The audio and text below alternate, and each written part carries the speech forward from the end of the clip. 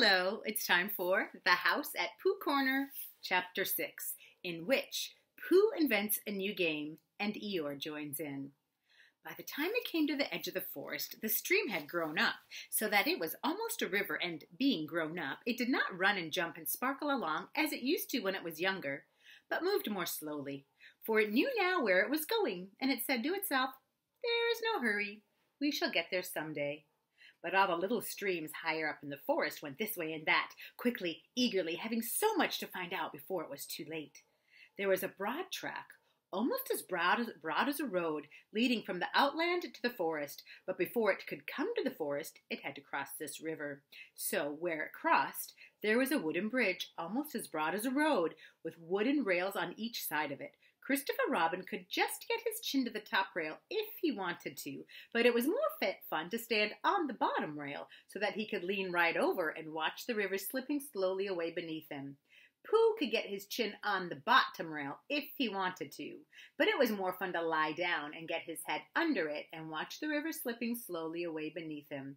And this was the only way in which Piglet and Roo could watch the river at all, because they were too small to reach the bottom rail. So they would lie down and watch it, and it slipped away very slowly, being in no hurry to get there. One day, when Pooh was walking towards this bridge, he was trying to make up a piece of poetry about fir cones, because there they were, lying about on each side of him, and he felt singy. So he picked a fir cone up and looked at it and said to himself, "This is a very good fir cone, and something ought to rhyme to it." But he couldn't think of anything. And then this came into his head suddenly. "Here is a mystery about a little fir tree. Owl says it's his tree and Kanga says it's her tree." Which doesn't make any sense, said Pooh, because Kanga doesn't live in a tree. He had just come to the bridge, and not looking where he was going, he tripped over something, and the fir cone jerked out of his paw into the river. "Bother," said Pooh, as it floated slowly into the bridge, and he went back to get another fir cone which had a rhyme to it. But then he thought that he would just look at the river instead, because it was a peaceful sort of day, so he lay down and looked at it, and it slipped slowly away beneath him, and suddenly there was his fir cone slipping away too. "That's funny," said Pooh. "I dropped it on the other side," said Pooh, "and it came out on this side. I wonder if it would do it again." And he went back for some more fir cones. It did. It kept on doing it. Then he dropped two in at once and leant over the bridge to see which of them would come out first, and one of them did, but as they were both the same size, he didn't know if it was the one that he wanted to win or the other one. So the next time he dropped one big one and one little one, and the big one came out first, which was what he had said it would do, and the little one came out last, which was what he had said it would do. So he won twice. And when he went home for tea, he had won 36 and lost 28, which meant that he had, well, you take 28 away from 36, and that's what he was, instead of the other way around. That was the beginning of the game called Pooh Sticks, which Pooh invented, and which he and his friends used to play on the edge of the forest. But they played with sticks instead of fir cones, because they were easier to mark. Now, one day, Pooh and Piglet and Rabbit and Roo were all playing Pooh Sticks together. They had dropped their sticks in when Rabbit said go, and then they had hurried across to the other side of the bridge, and now they were all leaning over the edge, waiting to see whose stick would come out first. But it was a long time coming, because the river was very lazy that day, and hardly seemed to mind if it didn't ever get there at all. "I can see mine!" cried Roo. "No, I can't. It's something else. Can you see yours, Piglet? I thought I could see mine, but I couldn't. There it is. No, it isn't. Can you see yours, Pooh?" "No," said Pooh. "I expect my stick's stuck," said Roo. "Rabbit, my stick's stuck. Is your stick stuck, Piglet?" "They always take longer than you think," said Rabbit. "How long do you think they'll take?" asked Roo. "I can see yours, Piglet," said Pooh suddenly. "Mine's a sort of grayish one," said Piglet, not daring to lean too far over in case he fell in. "Yes, that's what I can see. It's coming on over to my side." Rabbit leaned over further than ever, looking for his, and Roo wiggled up and down, calling out, "Come on, stick, stick, stick, stick!" And Rabbit got very excited, because his was the only one which he had been seen, and that meant he was winning. "It's coming," said Pooh. "Are you sure it's mine?" squeaked Piglet excitedly. "Yes, because it's gray. A big gray one. Here it comes. A very big gray... Oh, no, it isn't. It's Eeyore." And out floated Eeyore. Eeyore! Cried everybody. Looking very calm and very dignified, with his legs in the air, came Eeyore from beneath the bridge. It's Eeyore! Cried Roo, terribly excited. Is that so? Said Eeyore, getting caught up by a little eddy and turning slowly around 3 times. I wondered. I didn't know you were playing, said Roo. I'm not, said Eeyore. Eeyore, what are you doing there? Said Rabbit. I'll give you 3 guesses, Rabbit. Digging holes in the ground? Wrong. Leaping from branch to branch of a young oak tree? Wrong. Waiting for somebody to help me out of the river? Right. Give Rabbit time. He'll always get the answer. But Eeyore, said Pooh in distress, what can we, how shall we, do you think it? Yes, said Eeyore, one of those would be just the thing. Thank you, Pooh. He's going round and round, said Roo, much impressed. And why not? Said Eeyore coldly. I can swim too, said Roo proudly. Not round and round, said Eeyore. It's much more difficult. I didn't want to come swimming at all today, he went on, revolving slowly. But if, when in, I decide to practice a slight circular movement from right to left, or perhaps I should say, he added, as he got into another eddy, from left to right, just as it happens to occur to me, it is nobody's business but my own. There was a moment's silence while everybody thought. I've got a sort of idea, said Pooh at last, but I don't suppose it's a very good one. I don't suppose it is either, said Eeyore. Go on, Pooh, said Rabbit. Let's have it. Well, if we all threw stones and things into the river on one side of Eeyore, the stones would make waves, and the waves would wash him to the other side. That's a very good idea, said Rabbit, and Pooh looked happy again.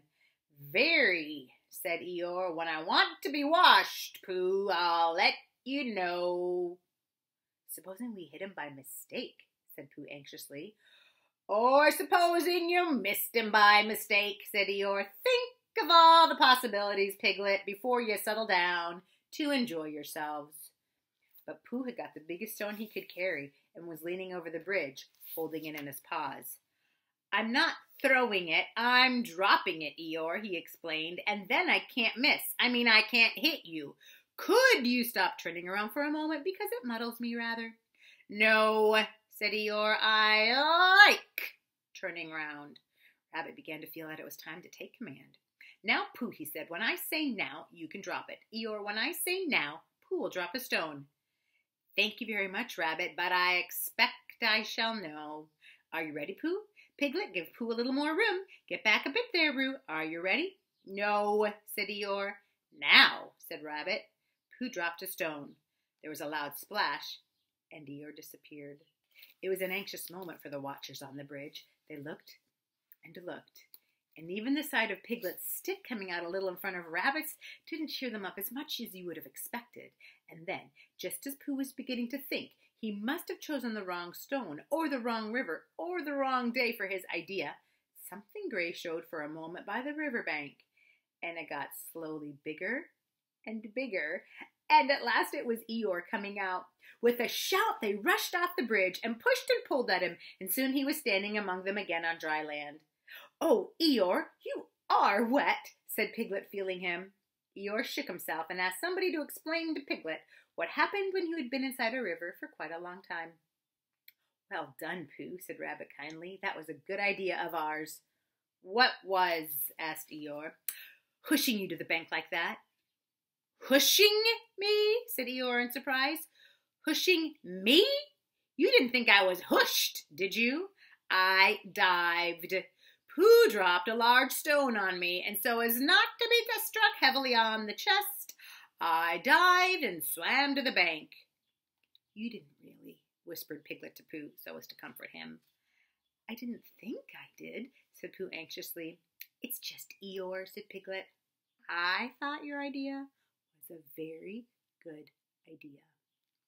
Pooh began to feel a little more comfortable because when you are a bear of very little brain and you think of things, you find sometimes that a thing which seemed very thingish inside you is quite different when it gets out into the open and had other people looking at it. And anyhow, Eeyore was in the river and now he wasn't, so he hadn't done any harm.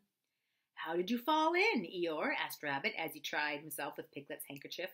"I didn't," said Eeyore. "But how—" "I was bounced," said Eeyore. "Ooh," said Roo excitedly. "Did somebody push you?" "Somebody bounced me. I was just thinking by the side of the river, thinking if any of you know what that means when I received a loud bounce." "Oh, Eeyore," said everybody. "Are you sure you didn't slip?" asked Rabbit wisely. "Of course I slipped. If you're standing on the slippery bank of a river and somebody bounces you loudly from behind, you slip. What did you think I did?" "But who did it?" asked Roo. Eeyore didn't answer. "I expect it was Tigger," said Piglet nervously. "But Eeyore," said Pooh, "was it a joke or an accident? I didn't stop to ask, Pooh. Even at the very bottom of the river, I didn't stop to say to myself, is this a hearty joke, or is it the merest accident? I just floated to the surface and said to myself, it's wet, if you know what I mean." "And where was Tigger?" asked Rabbit. Before Eeyore could answer, there was a loud noise behind them, and through the hedge came Tigger himself.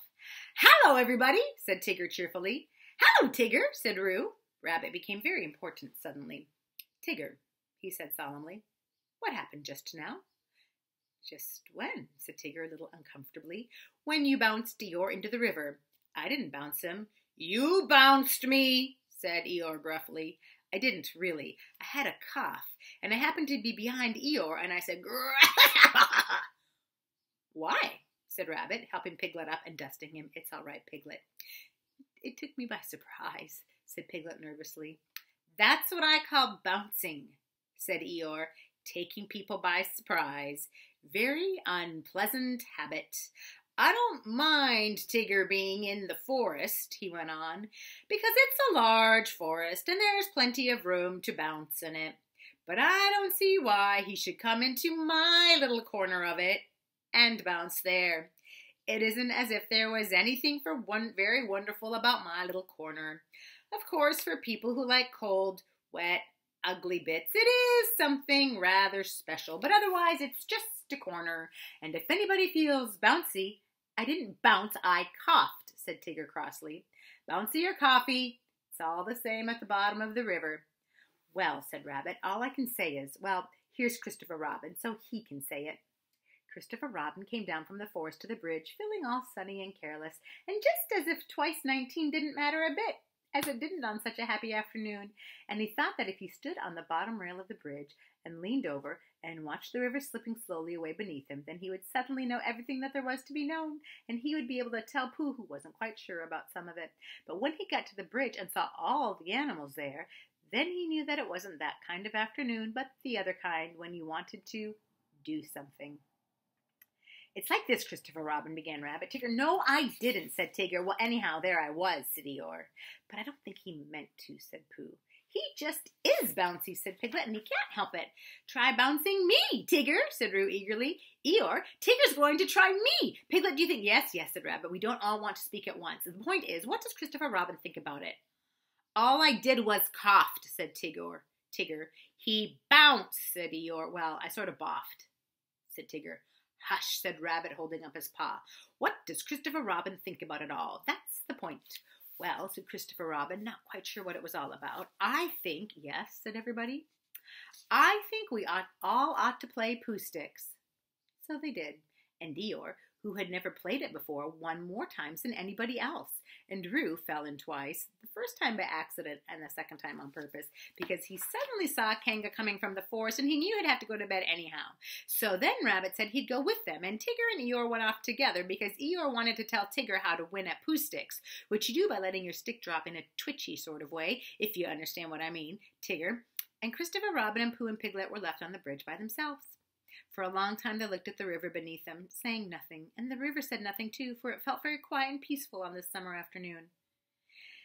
Tigger is all right, really, said Piglet lazily. Of course he is, said Christopher Robin. Everybody is, really, said Pooh. That's what I think, said Pooh, but I don't suppose I'm right, he said. Of course you are, said Christopher Robin.